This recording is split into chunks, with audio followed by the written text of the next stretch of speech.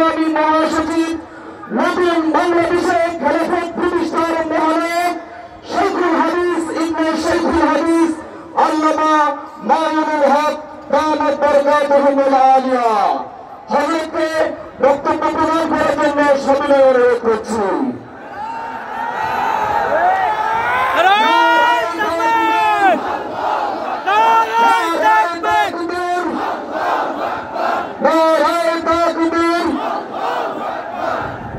السلام عليكم ورحمة الله.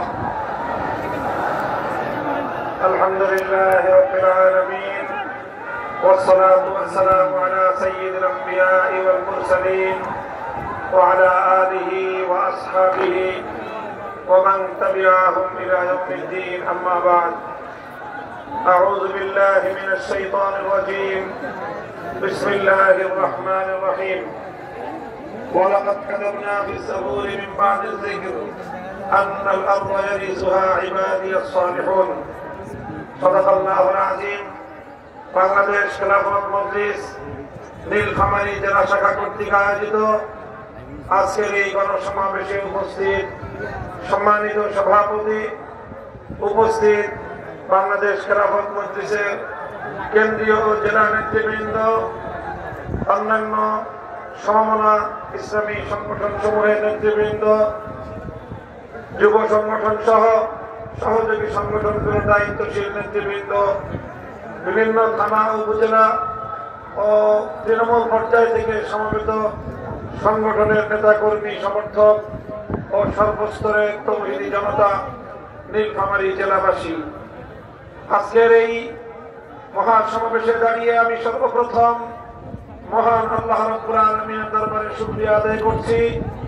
যে মহান রব্বুল আলামিন আমাদেরকে আমাদের বুকের উপর থেকে জগদ্দল পথের পাথরের মতো চেপে বসা নব্য ফেরাউন যুগের জালিম শাসক শেখ হাসিনা এবং তার সরকারকে অপসারণ করে আমাদেরকে মুক্ত বাতাসে নিঃশ্বাস গ্রহণ করার সুযোগ করে দিয়েছেন। সেই রব্বুল আলামিনের দরবারে কালিমাতুশ শুকরের হাদিয়া পেশ করছি। আল্লাহুম্মা লাকাল হামদু ওয়া লাকাশ শুকর।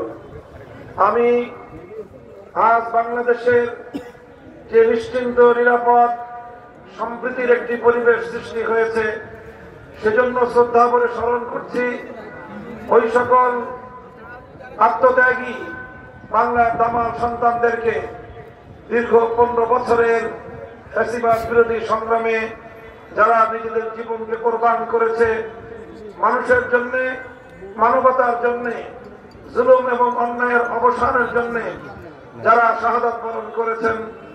2009 সাল থেকে 2024 সাল পর্যন্ত 57 জন দেশপ্রেমিক সেনা কর্মকর্তা